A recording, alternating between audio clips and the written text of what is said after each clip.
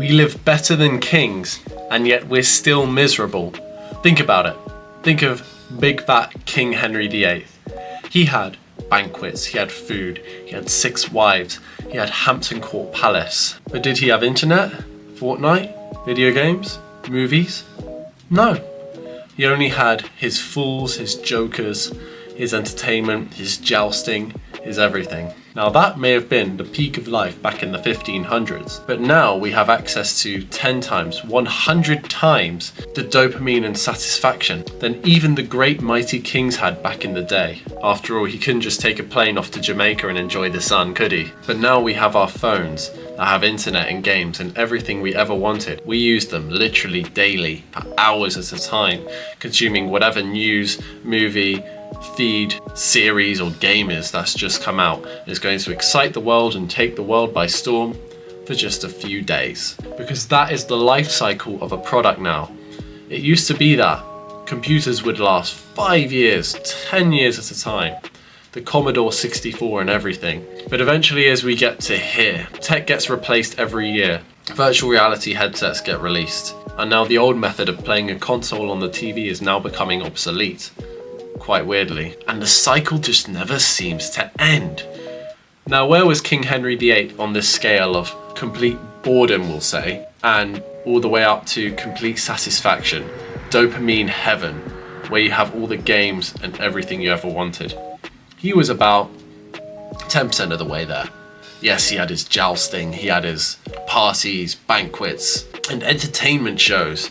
But now we have that in digital forms, and in 10 times, 100 times, the quality and quantity of skills being presented and made. After all, there are now 8 billion people in this world. So why are we so miserable? Simple, it's because we're addicted. And we just can't seem to escape this dystopian hellhole that this world has become. And people have predicted this for decades. Our tech has made us miserable, and the only way to become happier is to actually step away from the entertainment race once and for all.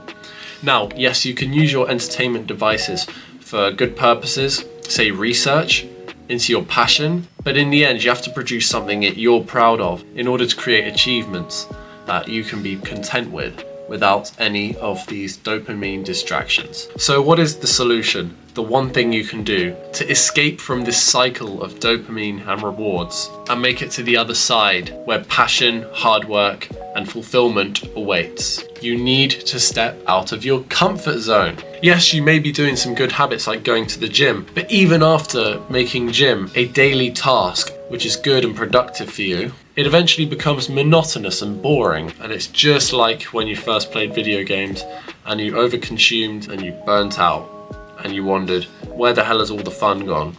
It's the same with gym. You've done the same thing for too long now, it's time to move to something else. Yes, this is gamifying it a bit and using dopamine to reward you, but sometimes all you need is a change, you know. If it's a healthy habit like the gym, try changing up your split. Try moving from push-pull legs to bro split, or try a full body workout, or something that's made you push so hard you never thought was possible. Maybe you need to climb a mountain. That's what happened when I climbed Mount Snowdon. That was the most brutal workout for my calves ever, and I wasn't even trying. I was just walking up the mountain, scaling it, and coming down. It was great. Now what about travel? Yes, you usually travel to work, to school or anything, but try maybe looking out the window, seeing all the nature. What's new there? Any buildings that have appeared there that weren't there before? Or how about changing the country you always go to? Maybe you always go to a party place in Spain, Ibiza, Mallorca, Malaga, it's all the same. But this time, maybe take a trip to Eastern Europe, take a trip to North Macedonia, climb a mountain, stand atop the mountain and gaze at the city below. Look in the distance, look at the snow-capped mountains, soak it all in. Realize that this experience is what you wanted all along, and you'll do that until you want to switch, and you'll do it all over again somewhere else. The point is, your life is a bit too monotonous right now, and you need a change. It's like at the beginning of Fight Club, where the narrator had all his IKEA furniture and everywhere, and he was running out of ideas or space to put his stuff in. Now you don't need to go the Tyler Durden route, but you can make a change that you'll never forget. Experiencing a country and a sunset you'll never see again. Skiing on snow for the first time perhaps. You never know what awaits you later in life.